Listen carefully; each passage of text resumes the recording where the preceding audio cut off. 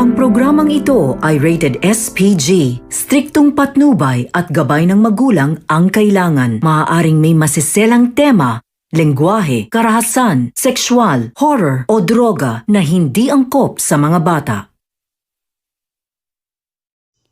At dahil sa nangyari kay David, malalaman na ni Ramon ang buong katotohanan sa pagkatao ng Piking Tanggol. Sinubukan ni Bullet na i-revive itong si Piking Tanggol dahil siya ang mananagot umano kay Ramon. Ngunit walang nangyari sa kanyang ginawa. Agaw buhay naman itong si Rigor sa kabilang banda at habang si Samote naman ay inalam kay Mando kung namukaan ba nito ang isa sa tumiro sa kanila. Ngunit pinili naman ni Mando na protektahan itong si Tanggol at di kumbibig siya.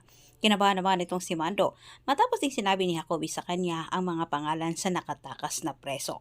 Sigurado si Mando na si Tanggol umano ang unang iisipin ni Rigor na may pakana sa nangyari sa pagtira sa kanya at sa iba pang mga kasamahang lispo. Sobrang natutuwa naman itong si Don Facundo sa kabilang dako sa matagumpay na misyon nila Tanggol. Wala na siyang ibang masabi.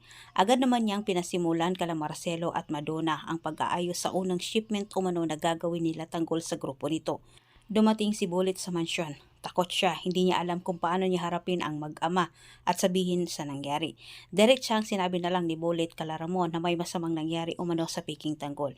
Nagwawala itong si Ramon lalo na si Don Julio sa galit dahil sa kanilang paniniwala na ito ang totoong Tanggol at nawala ang kanyang anak at napahamak ito. Ikwento naman ni Bullet isa-isa ang dahilan sa nangyari. Sobrang sinisisi ni Ramon ngayon ang pamilya Caballero. Dagdag pa ni Bullet, hindi umano niya kilala ang tumira kay David pero malakas umano ang kanyang kutob na may kinalaman ito sa nakaaway ni Pablo na ito umano si Tanggol.